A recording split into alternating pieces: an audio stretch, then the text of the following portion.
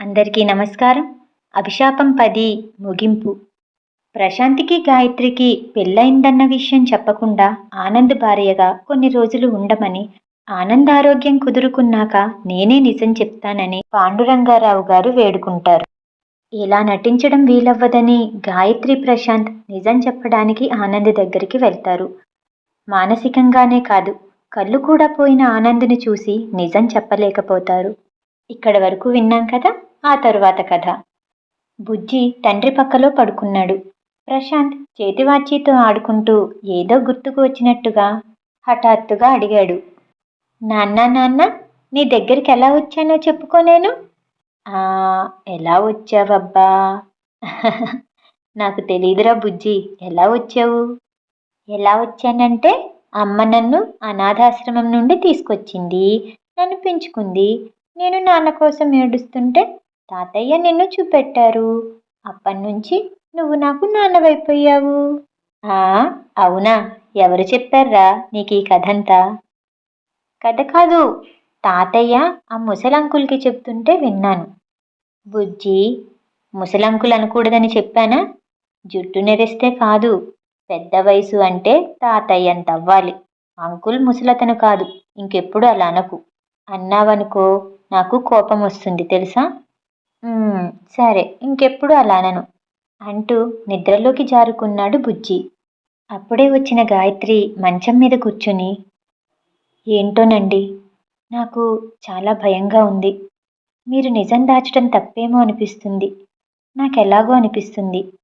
మామయ్య ఇప్పుడు చూడండి, ఆనంద్తో నన్ను ఊరు వెళ్ళమని అంటున్నారు. నా వల్ల కావట్లేదండి. నిలబడినా కూర్చున్నా నాకేదో అదాటుగా అనిపిస్తుంది. గాయత్రి, నువ్వలా అంటే ఎలా? ఒక్క 6 నెలలు మనం కాస్త జాగ్రత్త పడితే వాడి ఆరోగ్యం చక్కబడుతుంది. నువ్వు కాస్త ప్రయత్నించాలి గాయత్రి. పెదనాన్న గురించి ఒక్కసారి ఆలోచించు. ఆయన మనకెంత ఉపకారం చేశారు. ఆయన ఇప్పుడు అందరికంటే ఎక్కువగా క్షోభపడుతున్నారు. ఏదో ఒకరోజు ఆయనే మెల్లగా నిజం చెప్పేస్తారు. అది సరే అండి. ఈ మెడ్రాస్ ప్రయాణం ఏంటి? నేను అతని వెంట వెళ్ళాలిట. ఏదేమైనా సరే, మీరు రాకుండా బుజ్జి లేకుండా నేను వెళ్ళను. అతనితో ఒక్క క్షణం గడపాలన్నా భయంగా ఉంది. నాకు తెలిసిన ఆనంద్ వేరండి, ఇతను వేరు. ప్రశాంత్ మౌనంగా గాయత్రిని భుజాలు పట్టి తన వైపు తిప్పుకున్నాడు. ఇలా చూడు గాయత్రి, నీ జీవితం మొదట్నుంచి అందరి ఆడపిల్లల్లా లేదు. నువ్వు ఎన్నో ఆటుపోట్లు తిన్నావు. ఇది కూడా అలాంటిదే. ధైర్యాన్ని పోగొట్టుకోకు. ఈ ఊరి ప్రయాణం మనకి ఎంత ఆశీర్వాదంగా ఉండబోతుందో నువ్వే చూస్తావు కదా. ఇక్కడుంటే ఇప్పుడు తెలియకపోయినా ఇంకొన్ని రోజులకైనా ఆనంద్ ఎవరో అందరికీ తెలుస్తుంది. మనల్ని గురించి ఎక్కడ లేని ఆసక్తి ఏర్పడుతుంది. మనిద్దరి బ్రతుకులు అందరి నోళ్లల్లోనూ నానుతాయి. ఈ ప్రయాణం వల్ల అది తప్పింది. ఆనంద్తో నువ్వు ఒంటరిగా వెళ్ళవు. ఇక్కడ విషయాలన్నీ పెద్దనాన్నకి అప్పచెప్పి నేను కూడా నీతో వస్తాను, సరేనా? గాయత్రి చెంప అతని గుండె కానింది. నాకేమిటో భయంగానే ఉందండి అంటూ కళ్ళు మూసుకుంది. డాక్టర్ నటేషన్ చికిత్సాలయం మెడ్రాస్కి దక్షిణం వైపుగా ఊరు శివార్లలో ఉంది. 6 ఎకరాల విశాలమైన స్థలం అది. అది ప్రకృతికి సంబంధించిన చికిత్సాలయం. ఆనంద్కి చికిత్స ప్రారంభమైంది. అది చాలా సుదీర్ఘంగా ఉంది.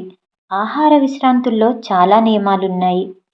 ఒంటికి తలకి పొద్దుట సాయంత్రం నూనె బాగా పట్టించి మాలిష్ చేస్తారు. నూనె ఒంటితో దాదాపు 2 గంటలు ఉండాలి. ఆ తరువాత బకెట్ల కొద్దీ నీళ్లతో స్నానం. ఆ స్నానం పూర్తయ్యేసరికి సొమ్మసిల్లిపోయినట్లు గాఢమైన నిద్ర వస్తుంది. ఇదీగాక సూర్యోదయంలో సూర్యాస్తమయంలో దాదాపు మైలు నడక. ఆనంద్ విసుగు లేకుండా శ్రద్ధగానే ఈ చికిత్స చేయించుకుంటున్నాడు. అతనికి అందుబాటులో ఆయాలు ఉన్నారు. గాయత్రికి చేయాల్సిన పనులేమీ లేకపోయినా గాయత్రి ఎల్లవేళలా అతనికి దగ్గరగానే ఉండాలి. గాయత్రి ఎక్కువగా పుస్తకాలతోనూ రికార్డ్స్తోనూ కాలక్షేపం చేస్తుంది. ఆనంద్ నూనె ఒంటికి పట్టించుకుని అలా పడుకుని ఉంటాడు. మధ్య మధ్యలో గాయత్రి అని పిలుస్తాడు. గాయత్రి వెంటనే పలక్కపోతే గాయత్రి, గాయత్రి అని అరుస్తాడు. గాయత్రి హడిలిపోయినట్టుగా పరిగెత్తుకు వస్తుంది. ఏం లేదు గాయత్రి, ఊరికినే పిలిచాను. నువ్వు నన్ను విడిచిపెట్టి ఎక్కడికి వెళ్ళొద్దు గాయత్రి. అంటూ గాయత్రి చేతిని పట్టుకొని అలానే ఉండిపోయేవాడు. ప్రశాంత్, గాయత్రి, ఆనంద్ కారులో అప్పుడప్పుడు బీచ్కి వెళ్ళేవారు. అలా ఒకసారి ఇసుకలో కూర్చున్నప్పుడు ప్రశాంత్ అడిగాడు, ఆనంద్, యుద్ధంలో నీ ప్లేన్ ఎలా ఉంటుందో చెప్పు, వినాలని మాకు చాలా ఆసక్తిగా ఉంది. ప్లేనా? ఆ పీడకలని ఎందుకు గుర్తు చేసుకోమంటావు ప్రశాంత్? ఆనంద్, ఏదైనా ఒక విషయం మనల్ని బాధిస్తుంది అంటే దాని నుంచి తప్పించుకోవాలంటే పదే పదే అదే విషయాన్ని గుర్తు తెచ్చుకోవాలి. అదే దానికి విరుగుడు. ఆ, అది నిజమేలే అంటూ ఆనంద్ చెప్పడం ప్రారంభించాడు. యుద్ధం భయంకరంగా సాగుతున్న ఆ సమయంలో రోజుల వారీగా పహారా వేస్తూ శత్రుభూమిలో ఏం జరుగుతుందో తెలుసుకోవడానికి ఆ భూభాగంలో చొచ్చుకుపోయాను. అది వరకు చాలాసార్లు వెళ్ళాను. ఈసారి కూడా అలాగే వెళ్ళాను. నా విమానం శత్రు సైనికుల కళ్ళబడింది. వెంటనే భూమి మీద నుంచి కాల్పులు మొదలయ్యాయి. నా విమానానికి నిప్పంటుకుంది. నేను చేరవలసిన దూరం ఇంకా చాలా ఉంది. అయినా ప్రయత్నించాను. కానీ సగం దూరం కంటే ఎక్కువ వెళ్ళలేకపోయాను. అలా శత్రు సైనికులకి దొరికిపోయాను. అక్కడ నన్ను వాళ్ళు బంధించారు. బేడీలతో బంధించారు. ఎన్ని రోజులు అలా ఉన్నానో నాకే తెలీదు. ఆ మంటల్లో కాలిపోయిన నా కళ్ళు తెరవనీయటం లేదు. నా కళ్ళకి వైద్యం లేదు. మంటలు, నరకంగా ఉంది.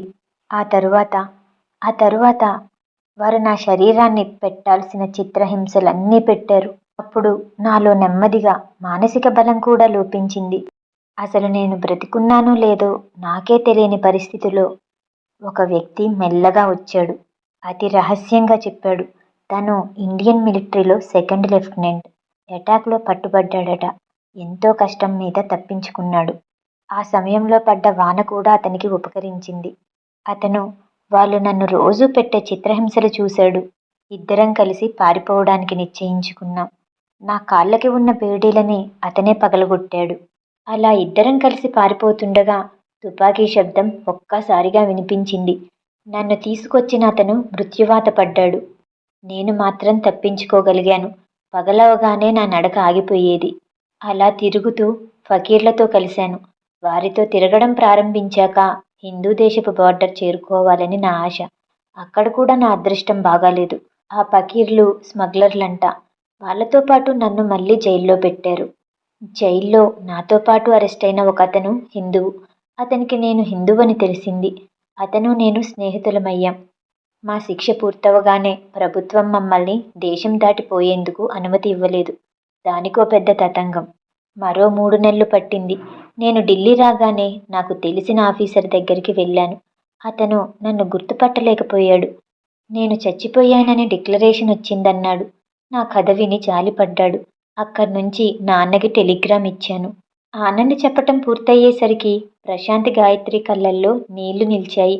ఇలాంటి ఘోర నరకం పగవాళ్ళకు కూడా వద్దు బాబు అని అనుకున్నారు. మరునాడు ఆనంద్ పడక కుర్చీలో కూర్చుని ఉండగా గాయత్రి అడుగుల శబ్దం వినిపించింది. గాయత్రి, ఇక్కడే ఉన్నావా? ఆ మందు తీసుకుని ఇక్కడికి రావా? ఆ, వస్తున్నాను. ఈ ఆయా మధ్యాహ్నం అవగానే వెళ్ళి ఇంకా రాలేదేంటి? లేదు గాయత్రి, నేనే అవసరం లేదు రావద్దని చెప్పాను. రేపు ఉదయం రమ్మన్నాను. గాయత్రి ఉలిక్కి పడినట్టుగా చూసింది. ఆనంద్ గాయత్రి చెయ్యి పట్టుకుని, గాయత్రి, నేను వచ్చి 4 రోజులవుతుంది. నా ఈ అనారోగ్యం, హాస్పిటల్స్ మూలంగా మనిద్దరికీ ఏకాంతంగా ఉండే సమయమే దొరకటం లేదు. నాకు నీతో మాట్లాడినట్టే లేదు. మీ మీ ఆరోగ్యం చక్కబడనీయండి. ఆ, నేను కూడా నా మనసుకి అదే చెప్పుకుంటున్నాను. నువ్వెంత సహనం గలదానివి గాయత్రి. ఇలారా, నా దగ్గరగా కూర్చోవా? గాయత్రి అతను పిలిచినా కూడా దగ్గరికి రాలేదు. అతని చెయ్యి విడిపించుకోవటానికి ప్రయత్నించింది. ఎందుకలా బెదురుతావు గాయత్రి? ప్రశాంత్ లేడు, ఆయా రాదు. గాయత్రి జవాబు చెప్పలేకపోయింది. ఆనంద్ లేచి గాయత్రిని దగ్గరికి తీసుకోబోయాడు. గాయత్రి పెనుగులాడింది. అతని పట్టు విడవగానే గభాల్న అక్కడి నుంచి పరిగెత్తి పక్క గదిలోకి వెళ్ళి తలుపు మూసేసింది. ఆనంద్కేమీ అర్థం కాలేదు. నిశ్చేష్టుడై నిలబడిపోయాడు. తర్వాత తడుముకుంటూ ఆ గది దగ్గరికి వెళ్ళాడు. గాయత్రి, గాయత్రి, తలుపు తీ గాయత్రి. ప్లీజ్ గాయత్రి, నువ్వు చాలా మారిపోయావు సుమా. అతని వేదన నెమ్మదిగా ఆగ్రహపూరితమైన మాటలుగా మారాయి. ఒక్క మాట చెప్పు గాయత్రి. నిర్మొహమాటంగా నీ మనసులో మాటేంటో చెప్పు. నా ముఖం మీద అనేసేయ్. నేను రావడం నీకిష్టం లేదా? నీకోసమే, కేవలం నీకోసమే తిరిగొచ్చాను గాయత్రి. అతను దీనంగా అంటున్నాడు. ఆ మాటలు గాయత్రి హృదయాన్ని చీల్చేస్తున్నాయి. అతనంటే ఎంతో జాలి వేస్తుంది. అతను పడిన బాధలు విన్న తరువాత అతనికి రవ్వంత కూడా ఇంకే రకమైన బాధ పెట్టకూడదని మరీ మరీ అనిపిస్తుంది. కానీ తనేం చెయ్యటం? మనసు, శరీరం రెండూ కాదంటున్నాయి. అతని స్పర్శ కూడా భరించలేనట్టు దూరంగా ఉండమంటున్నాయి. అతనితో మాట్లాడుతోంది. అతనికి అవసరమైనవి అన్నీ సమకూరుస్తుంది. సేవలు చేస్తుంది. కానీ అవి యాంత్రికంగా మాత్రమే. అతనితో ఆపేక్షగా మాట్లాడుతున్న మాట నిజమే. కానీ, కానీ అది కేవలం నటన. అందులో తన మనస్సు లేదు. ఈ నాటకానికి స్వస్తిప్పుడో. ఆనంద్‌తో గడిపిన వైవాహిక జీవితం జ్ఞాపకం తెచ్చుకోవాలన్నా సాధ్యం కావటం లేదు. అదంతా గుర్తు చేసుకోవటం మానసిక వ్యభిచారమై ప్రశాంతికి ద్రోహం చేసినట్టుగా జిగుప్స కలుగుతుంది. అప్పుడున్న గాయత్రి ఆ జ్ఞాపకాలల్లోనే చచ్చిపోయింది. బ్రతికున్న గాయత్రి వేరు. ప్రశాంత్ ప్రేమానురాగాలతో ప్రాణం పోసుకున్న గాయత్రి. ఆనందంటే రవ్వంత కూడా ఇష్టం కలగటం లేదు. అతని పట్ల మిగిలింది జాలి మాత్రమే. మరో పక్క అతనికి దూరంగా ఉండాలనే భావం. ఈ రెండిటి మధ్య గాయత్రి మనసు నలిగిపోతుంది. ఏం చేస్తుంది తను? ఇద్దరూ తాళి కట్టిన భర్తలే.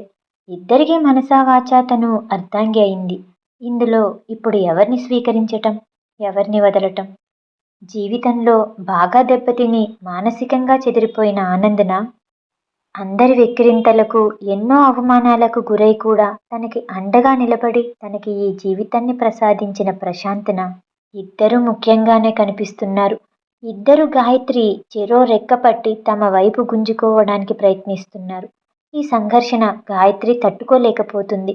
మళ్ళీ మళ్ళీ తన భవిష్యత్తు ఏమిటి భగవంతుడా అని ఆందోళన మొదలయ్యింది. ఆలోచిస్తున్న కొద్దీ గాయత్రికి ప్రశాంత్ మీద కోపం రాసాగింది. అతని ధోరణి ఇది జీవితం. ఈ సమస్యని నువ్వే పరిష్కరించుకోవాలి అన్నట్టుగా ఉంది. ప్రతిసారిలా అతని జోక్యం కల్పించుకోవటం లేదు.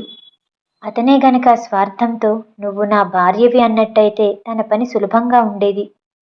మర్నాడు గాయత్రి ఆనంద్కి కాఫీ తీసుకొచ్చింది.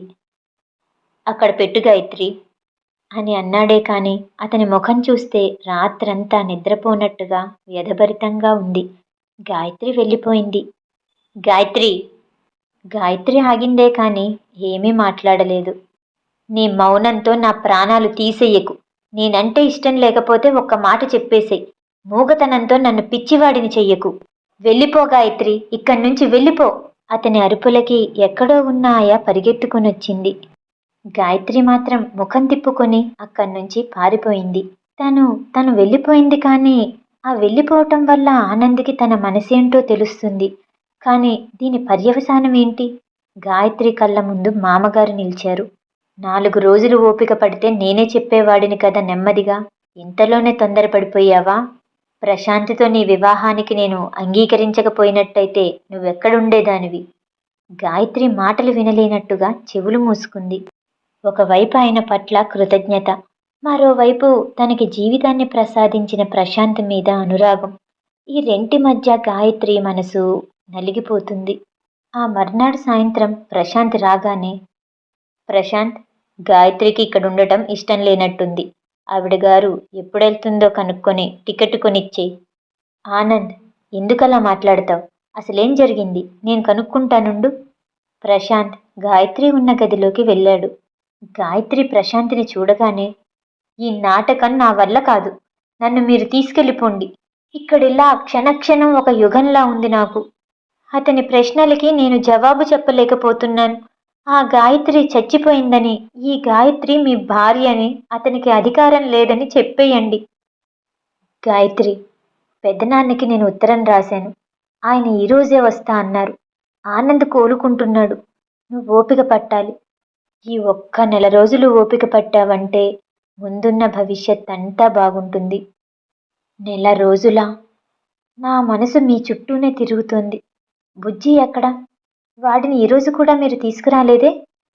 రేపు వచ్చేటప్పుడు తీసుకొస్తాను. ఇంటావిడ కూతురి కుటుంబము సెలవులకి వచ్చారట. పిల్లలు చాలామంది ఉన్నారు. వారితో మచ్చికయ్యాడు. ఆ పిల్లలతో కలిసి ఆడుకుంటున్నాడు అని ప్రశాంత్ గాయత్రికి నచ్చచెప్పి ఆ తరువాత ఆనందిని బయటికి తీసుకెళ్తాడు.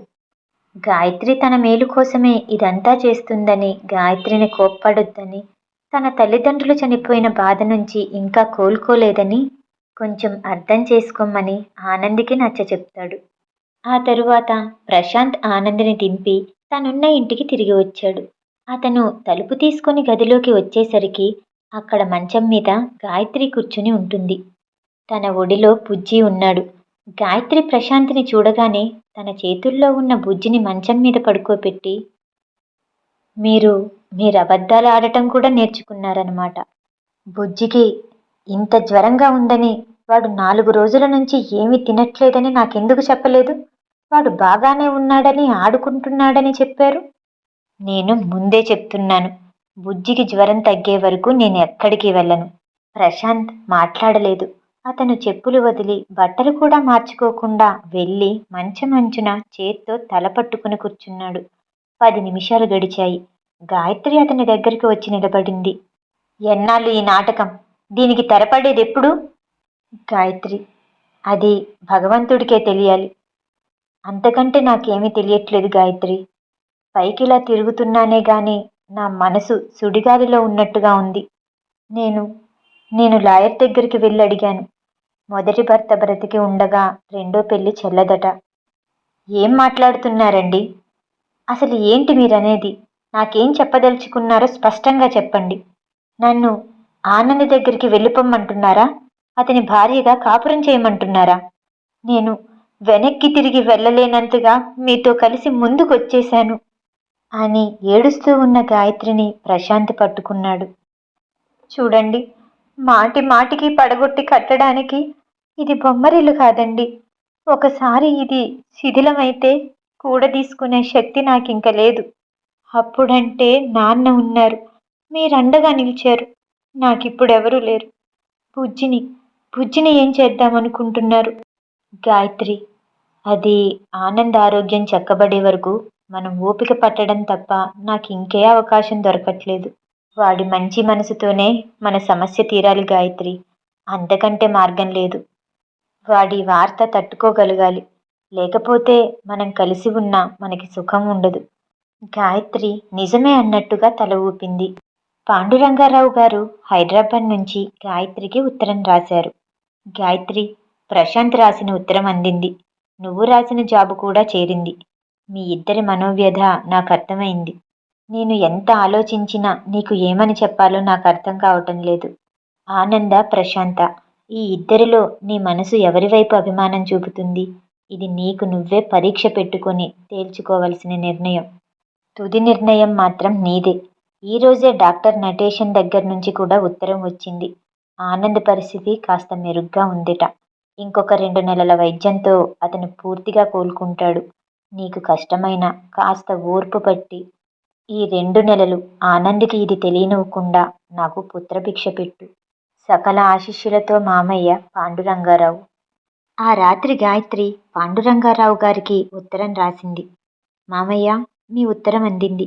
1కి 10 సార్లు చదువుకొని దాన్ని అర్థం చేసుకున్నాను.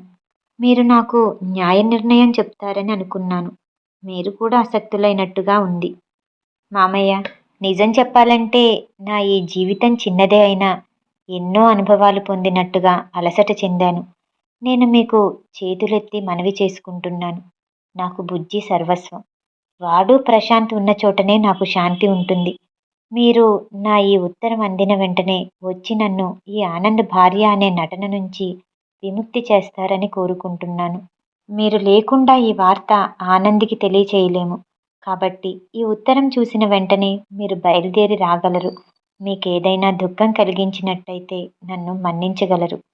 ఇట్లు గాయత్రి. ప్రశాంత్ కూడా వారం రోజుల నుండి గాయత్రి దగ్గరికి రావడం తగ్గించాడు. బుజ్జికి ఎలా ఉంది అనే విషయం చెప్పాలన్న ధ్యాస కూడా లేదు. అందుకే గాయత్రికి ఈ ఉత్తరం రాసి కవర్లో పెట్టి అడ్రస్ రాసిన తర్వాత గాయత్రికి నిశ్చింతగా అనిపించింది. ఉత్తరం పట్టుకొని కాటేజ్ లోపలికి పరిగెత్తుకు వచ్చినట్టుగా వచ్చిన గాయత్రి చేతిలో కవర్ చించి ఉత్తరం తీసుకుని చదవసాగింది. అది ప్రశాంత్ రాశాడు. అందులో ఇలా ఉంది: గాయత్రి, ఆనంద్ తిరిగి వచ్చినప్పటి నుంచి నా మనసు పెను తుఫానులా ఉంది. పెదనాన్న రాసిన ఉత్తరం చూసిన తర్వాత ఇందులో నా బాధ్యత, నా ధర్మం ఏమిటా అని తర్కించుకున్నాను. నేను నిన్ను ఏ పరిస్థితుల్లో పెళ్లి చేసుకున్నానో నాకు గుర్తుంది. ఆనంద్ లేడు అనే నమ్మకంతోనే నేను నీకు దగ్గరయ్యాను. నిన్ను భార్యగా చేసుకున్నాను. నిన్ను నా ప్రాణంలా ప్రేమించాను. కానీ ఇప్పుడు ఆనంద్ తిరిగి వచ్చాడు. నువ్వు నాకు అతని సొత్తుగా కనిపిస్తున్నావు. అతను ఉండగా నిన్ను ప్రేమించటం, అతని సొత్తుని నేను దొంగిలించినట్టుగా అనిపిస్తుంది. గాయత్రి, నేను ఈ జీవితంలో ఆనంద్కి చాలా రుణపడి ఉన్నాను. వాడి పట్ల నాకున్న ప్రేమాభిమానాలు ఏంటో నీకు తెలుసు. ఇప్పటి వరకు మన ప్రయాణం ఆనందంగా, సుఖంగా జరిగింది. ఇదొక కలగా మర్చిపో. ఆరోగ్యవంతుడినైన నేను ఈ జీవితంలో ఏ కష్టాన్నైనా భరించగలను. కానీ ఆనంద్ అలా కాదు. నాకంటే వాడికే నీ అవసరం చాలా ఉంది. వాడికి నీ తోడు జీవితానికి ఊపిరవుతుంది. నేను నేను బాగా ఆలోచించే ఈ నిర్ణయానికి వచ్చాను. నేను బుజ్జిని తీసుకుని వెళ్ళిపోతున్నాను. ఎక్కడికి అని అడక్కు. నా జీవితానికి ఒక్కటే, అది బుజ్జిని పెంచి పెద్ద చేయటం. వాడి పెంపకంలో, వాడి ముద్దు మురిపాల్లో నువ్వు నాకు లేని లోటుని భర్తీ చేసుకుంటాను. నాకు తెలుసు, నువ్వు ఆనందిని, నన్ను, మా ఇద్దరిలో ఎవరినీ బాధ పెట్టలేక నలిగిపోతున్నావు. అందుకే ఈ నిర్ణయ భారం నేనే తీసుకున్నాను. ఉంటాను, ప్రశాంత్. అప్పుడే అక్కడికి వచ్చిన ఆనంద్, గాయత్రి, ఉత్తరం ఎక్కడి నుంచి వచ్చింది? ఎవరు రాశారు? గాయత్రి సమాధానం చెప్పలేదు. నిన్నే. ఎవరు ఆ ఉత్తరం రాసింది? ఆ, తెలిసిన వాళ్ళు. తెలిసిన వాళ్ళు, తెలిసిన వాళ్ళు, తెలిసిన వాళ్ళు. తెలిసిన వాళ్ళతో సినిమాకి వెళ్తున్నాను, తెలిసిన వాళ్ళతో బజార్కి వెళ్తున్నాను, తెలిసిన వాళ్ళు ఫోన్ చేశారు. ఈ సమాధానాలు విని నా ప్రాణం పోతుంది. ఎవరా తెలిసిన వాళ్ళు? నీకు మాత్రమే తెలిసి నాకు తెలియకూడని వాళ్ళు. గాయత్రి అతని తీక్షణమైన స్వరానికి తెల్లబోయింది. గాయత్రి, నాకు తెలుసు నువ్వు నన్ను మోసం చేస్తున్నావు. నేను గ్రహించలేని వాజమ్మని అనుకోకు. నా భార్యగా నటిస్తూ నువ్వింకెవరితోనో తిరుగుతున్నావు. నేను సహించలేను అంటూ విసురుగా లోపలికి వెళ్ళిపోయాడు. గాయత్రి ఆ ఉత్తరం చదవగానే నిశ్చేష్టురాలయ్యింది. ఎన్ని గంటలు గడిచాయో స్పృహ లేదు. ఆనంద్ స్నానం చేశాడు. బట్టలు మార్చుకొని భోజనం చేశాడు. గాయత్రి భోజనం చేయలేదని అతనికి తెలుసు. కానీ లేచి రమ్మని అతను పిలవలేదు. అతని మనసు ఏ క్షణంలోనో బద్దలవ్వడానికి సిద్ధంగా ఉన్న అగ్ని పర్వతంలా ఉంది. సాయంత్రం అయింది. గాయత్రి మెల్లగా లేచి తన బట్టలు పెట్టెలో కంటికి కనిపించినవి అన్నీ తీసుకుని కుక్కింది. పెట్టె పుచ్చుకొని బయటికి వెళ్ళింది. ఆనంద్ వరండాలోనే ఉన్నాడు. అతని చెవులకి ఇంత క్రితం నుంచి గాయత్రి సద్దుడు వినిపిస్తూనే ఉంది. పాదాల అలికిడి అవగానే అడిగాడు, ఎక్కడికి వెళ్తున్నావు?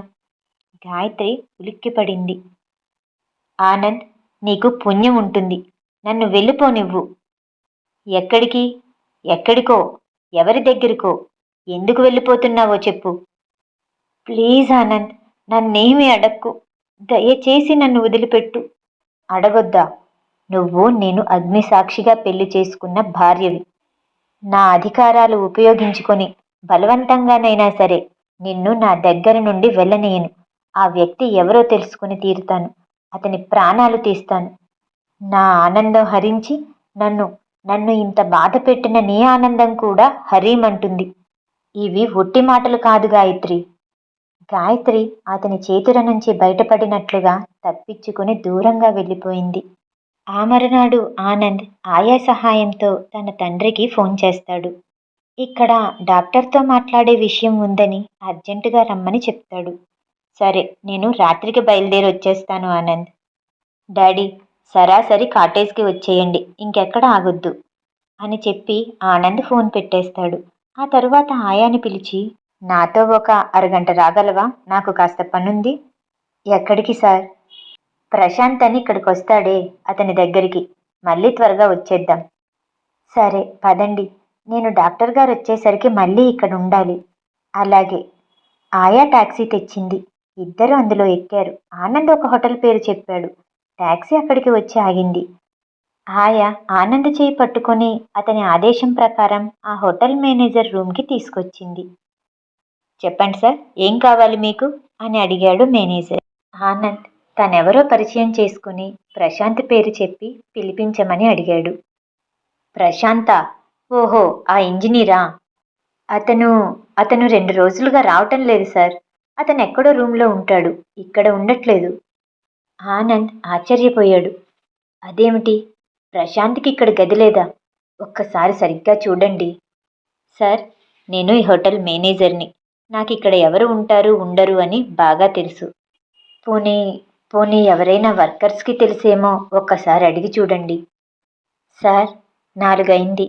డాక్టర్ గారు వచ్చేస్తారేమో, ఆయా భయంగా అంది. ఆనంద్ జేబులో నుంచి డబ్బు తీసిచ్చాడు. నువ్వెళ్ళిపో ఆయా, నేనెలాగో తర్వాత వస్తాను. పర్వాలేదులే, నాకిక్కడ ఇంకా పనుంది అని చెప్పగానే ఆయా వెళ్ళిపోయింది. అడ్రస్ కనుక్కొని చెప్పమన్న బాయ్ తిరిగి వచ్చాడు. ఇల్లిక్కడికి చాలా దూరం సార్ అని చెప్పగానే మేనేజర్ అడ్రస్ తీసి చూశాడు. అయ్యో, మీరు శ్రమపడి ఇంత దూరం వచ్చారెందుకు? ఈ ఇల్లు మీరు ఉంటున్న హాస్పిటల్ దగ్గరలోనే ఉంది. ఆహా, అలాగా, నాకు తెలీదు. కాస్త ఆ ఇంటి దగ్గర దింపడానికి మీ బాయ్స్ని ఎవరినైనా పంపించండి. మేనేజర్ అడ్రస్ తెచ్చిన బాయ్ని వెళ్ళి దించి రమ్మని చెప్పాడు. టాక్సీలో వస్తుంటే ఆనంద్కి ఎంతో ఆశ్చర్యం కలిగింది. ప్రశాంత్ హోటల్లో ఉంటున్నానని చెప్పాడేంటి? హాస్పిటల్కి అంత దగ్గరగా ఇల్లు తీసుకుంటే రోజు రాకుండా ఎప్పుడో ఒకసారి ఎందుకు వచ్చేవాడు? నమ్మలేకపోతున్నాడు. అసలు అబద్ధం చెప్పాల్సిన అవసరం అతనికేముంది? టాక్సీ ఆ సందు మొదట్లో వచ్చి ఆగింది. అక్కడ రోడ్ రిపేర్ ఉండటంతో ఆ సందులోకి టాక్సీ పోదని మెయిన్ రోడ్డు మీదనే ఆప్ చేశాడు. ఆనంద్ ఆ టాక్సీ అతనికి డబ్బులిచ్చి పంపించేశాడు. బాయ్ అతని చేయి పట్టుకొని తీసుకుని వస్తున్నాడు. ఆనంద్ చేతికర్ర సాయంతో రోడ్డులో మిట్టపల్లాలు చూసుకుని జాగ్రత్తగా నడుస్తున్నాడు. ఆ సందులోకి 4 గజాలు నడిచారో లేదో, అంకుల్ అంటూ ఒక పిల్లాడు పరిగెత్తుకు వచ్చి ఆనంద్ చెయ్యి గట్టిగా పట్టుకున్నాడు. ఎవరు ఎవరు బాబు? ఆనంద్ ఆ చిన్నారి చేతిని తడిమాడు. నేను అంకుల్, బుజ్జిని. బుజ్జి, నువ్వా? నువ్వు ఇక్కడెందుకున్నావు? హైదరాబాద్ నుంచి ఎలా వచ్చావు? ఆశ్చర్యంగా అడిగాడు ఆనంద్. నేనిక్కడే ఉన్నానుగా. మా నాన్న నేను హైదరాబాద్ నుంచి అమ్మతో వచ్చాం. నేనిక వెళ్తాను సార్ అని హోటల్ బాయ్ వెళ్ళిపోయాడు. ఆనంద్ హోటల్ బాయ్ని పంపించి బుజ్జి ఆనంద్ చేయి పట్టుకుని జాగ్రత్తగా నడవసాగాడు. నాన్న ఇంట్లో ఉన్నాడు. అమ్మ హాస్పిటల్ నుండి వచ్చింది. అమ్మ అమ్మ వచ్చిందా? అమ్మకి ఈ ఇల్లు తెలుసా? ఎందుకు తెలీదు? అమ్మ ఎప్పుడు వస్తూనే ఉంటుందిగా.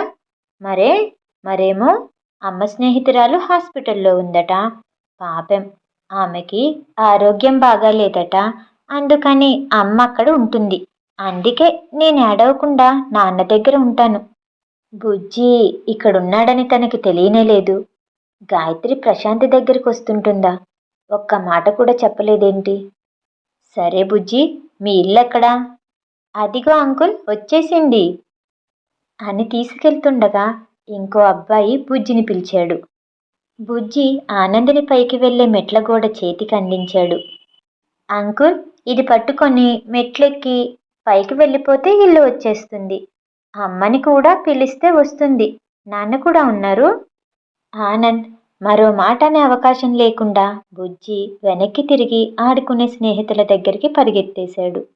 ఆనంద్ ఆ మెట్ల గోడ మీద చెయ్యి వేసి మెల్లగా ఒక్కొక్క మెట్టు ఎక్కి పైకి వెళ్ళాడు. అతను చేతులతో తడిమాడు. అది గుమ్మం కాదు, కిటికీ లోపల నుంచి మాటలు వినిపిస్తున్నాయి. గాయత్రి ఏడుస్తూ ఏదో అంటుంది. నోరు తెరిచి పిలవబోయిన ఆనంద్ ఆగిపోయాడు. అతని చెవులే ఆ క్షణంలో కళ్ళుగా మారినట్లుగా అయ్యాయి. నన్ను ఈ సుడిగుండంలో వదిలేసి నీ దారిన నువ్వు చూసుకుంటావా?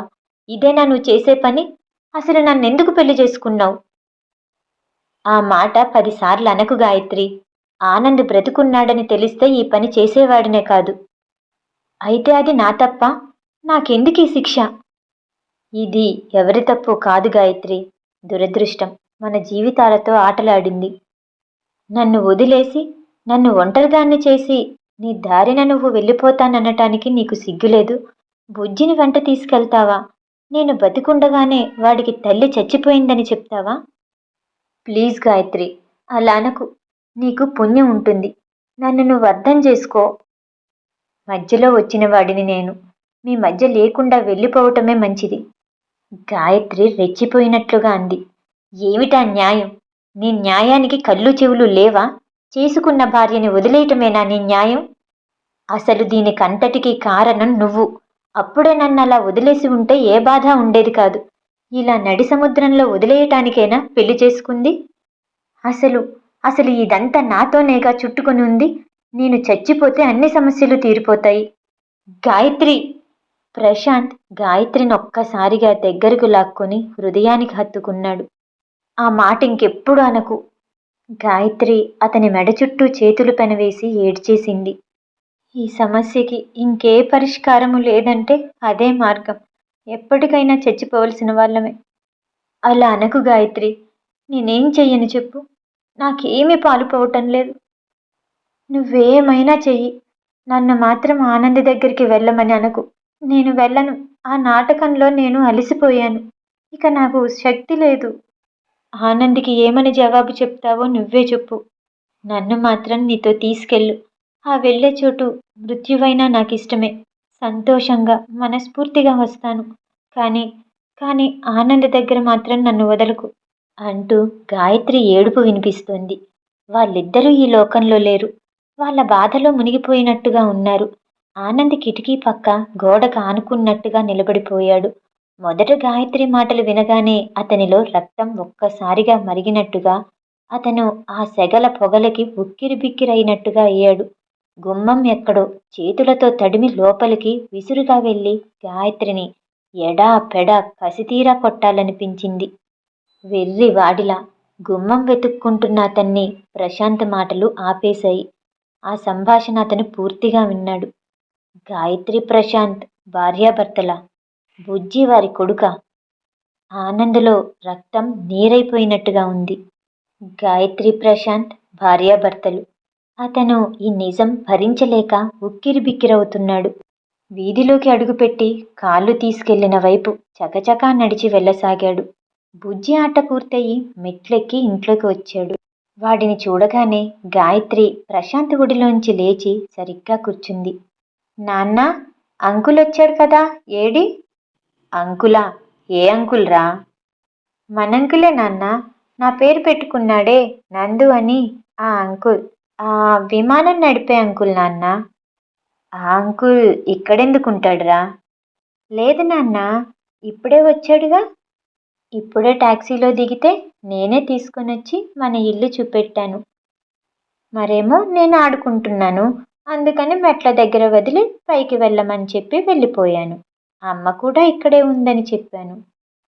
యథాలాపంగా రోడ్డు వైపు చూస్తున్న ప్రశాంతి చూపులు హఠాత్తుగా చురుగ్గా అయ్యాయి. అదిగో ఆనంద్.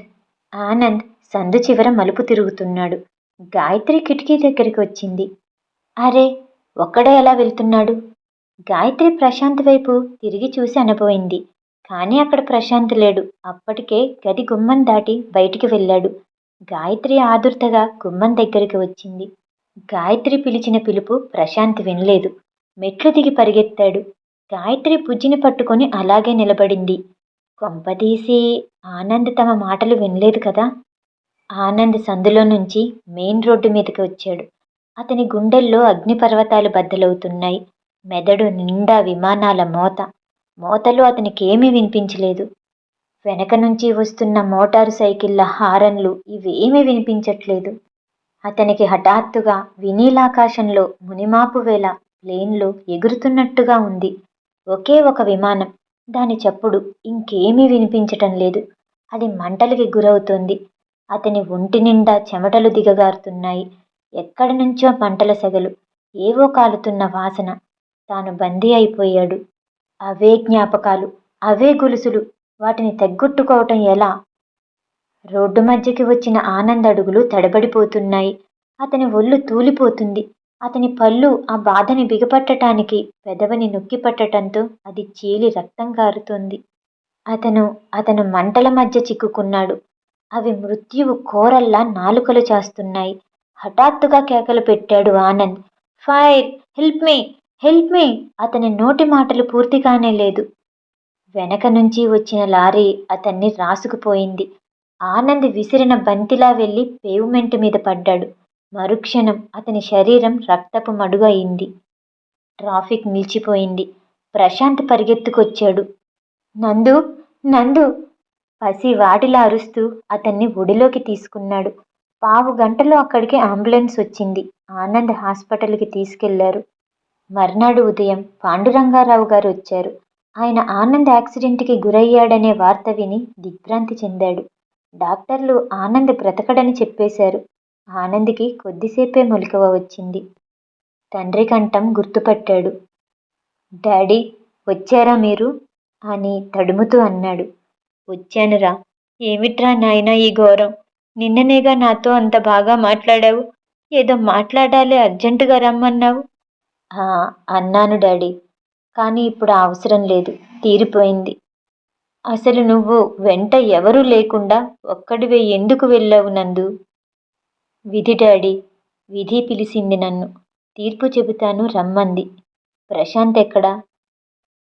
ప్రశాంత్ ఆనంద్ చేతిని తన చేతిలోకి తీసుకున్నాడు. ప్రశాంత్, నిన్ను గాయత్రిని నేను చాలా బాధ పెట్టాను. మీ ఇద్దరికీ పెళ్ళైనట్లు నాకు తెలీదు. డాడీ, ఈ మాట నువ్వు నాకు ముందే చెప్పుంటే మన జీవితాలు హ్యాపీగా ఉండేవి. నందు, నన్ను క్షమించు నందు, ప్రశాంత్ తగ్గు స్వరంతో అన్నాడు. నువ్వే నన్ను క్షమించాలి ప్రశాంత్. గాయత్రి గురించి నీకు నేను రాసిన ఉత్తరాలు మర్చిపోయాను. గాయత్రికి పెళ్ళైతే వేరే వ్యక్తితో ఉంటుందని అనుకున్నానే కానీ నీతో అనుకోలేదు. అప్పుడు పరిస్థితులు అలా వచ్చాయి నందు. నువ్వు నాకు సంజాయిషి చెప్పొద్దు. జరిగినదేదో మంచిదే. గాయత్రి, నువ్వు నన్ను క్షమించండి. నువ్వన్నావు గుర్తుందా? మధ్యలో వచ్చిన వాడిని నేనే, మీ మధ్య ఉండకుండా వెళ్ళిపోతాను అని. ఆ మాట నాకే వర్తిస్తుంది. నందు, అలా అనకు, దయుంచి అలా అనకు. బుజ్జి ఎక్కడ ప్రశాంత్? ఆడుకుంటున్న బుజ్జిని పాండురంగారావు గారు బుజ్జి చేతిని ఆనంద్ చేతికి అందించారు. ఆనంద్ ఆ చేతిని ప్రేమగా తడిమాడు. నందు, అమ్మతో చెప్పు, పెద్ద ఆనంద్ వెళ్ళిపోయాడు. చిన్న ఆనంద్ నువ్వు ఒక్కడివే ఉన్నావని చెప్పు. వాడు తలూపాడు. గాయత్రిని పిలవనా? పాండురంగారావు గారు అడిగారు. వద్దు డాడీ. అతను క్షణం ఆగి అన్నాడు.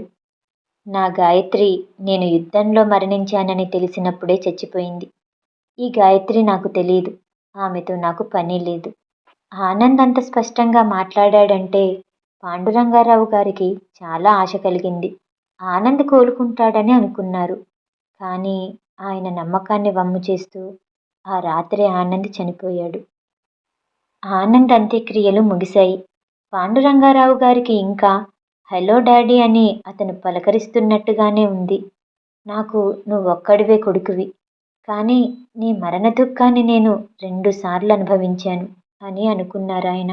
హాస్పిటల్లో ఇవ్వాల్సిన బిల్స్ చెల్లించేశారు. ఆయన కారు దగ్గరికి వచ్చేసరికి అక్కడ ప్రశాంత్ నిలబడి ఉన్నాడు. ఇంటికి రండి పెదనాన్న. వద్దురా, నాకెక్కడికి రావాలని లేదు. టికెట్ రిజర్వ్ అయింది. నన్ను స్టేషన్లో దింపేయ్. ఇద్దరూ స్టేషన్కి వచ్చారు. రైలు ప్లాట్ఫామ్ మీద కదలటానికి సిద్ధంగా ఉంది. ప్రశాంత్ పాండురంగారావు గారిని పెట్టెలో ఎక్కించి గబగబా వెళ్ళి పళ్ళు తీసుకుని వచ్చాడు. ఎందుకురా ఇవన్నీ? ప్రశాంత్ హఠాత్తుగా ఆయన చేయి పట్టుకున్నాడు. పెదనాన్న, గుజరాత్లో ఒక కాంట్రాక్టర్ రమ్మని పిలిచారు. అక్కడ ఒక ఇల్లు కట్టించే పనుందట. అక్కడ పరిస్థితి బాగుంటే అక్కడే స్థిరపడిపోదామని అనుకుంటున్నాను. ఇప్పటి వరకు ఉన్న జాబ్కి రిజైన్ చేశాను. మిమ్మల్ని ఇంకా బాధ పెట్టడం నాకు ఇష్టం లేదు. అందుకే మిమ్మల్ని మా దగ్గరికి రండి అని అడగటం లేదు. ప్రశాంత్, అది నువ్వు నోరు విప్పి చెప్పాలా? ఆ మాత్రం నేను అర్థం చేసుకోలేనా? పెదనాన్న, మీరు ఆనంద్ నాకెంతో మేలు చేశారు. కానీ నేనే మీకు బాధ మాత్రం మిగిల్చాను. రైలు కదిలింది. ఆయన ప్రశాంత్ ఇచ్చిన పుస్తకాలు పళ్ళు లోపల పెట్టారు. రైలు క్రమంగా దూరమైపోయింది. ప్రశాంత్ భారంగా స్టేషన్ దాటి బయటికి వచ్చాడు. తెల్లవారుజాము అయింది. గాయత్రి ప్రశాంత్ ఇద్దరూ సామానంతా కారులో సర్దేశారు. ప్రశాంత్ డ్రైవ్ చేస్తున్న కారు సాగిపోయింది. అతని పక్కన గాయత్రి కూర్చుని ఉంది. గాయత్రి ఒడిలో బుజ్జి నిద్రపోతున్నాడు. గాయత్రి కూడా చల్లగాలి తగలగానే నిద్రలోకి జారిపోయింది. తల అతని భుజానికి ఆనింది. అతను డ్రైవ్ చేస్తూ మధ్య మధ్యలో గాయత్రినే చూస్తున్నాడు. చిక్కిపోయిన ఆ ముఖం చూస్తుంటే అతనికి అపరిమితమైన జాలి కలిగింది. అతని ఎడమ చెయ్యి అభిమానంగా గాయత్రి జుట్టు సరిచేసి చెంపలు నిమిరింది. కారు ఊరు దాటింది. తూర్పున తొలి ఉషస్సులో అరుణకిరణాలు కనిపిస్తున్నాయి. వెలుగురేఖలు విచ్చుకుంటున్న ఆ కాంతి వెల్లువ వారిద్దరి జీవితాల్లో సూర్యోదయంలా ఉంది. బాధల్ని సమస్యల్ని వెనక వదిలేసి కారు ఆశని పుంజుకున్నట్టుగా వేగంగా సాగిపోయింది. ఈ నవల ఇంతటితో సమాప్తం. ఈ నవల వినటం మీకు నచ్చినట్టయితే లైక్ చేసి సబ్స్క్రైబ్ చేయండి. మళ్ళీ రేపు కలుద్దాం. నమస్తే.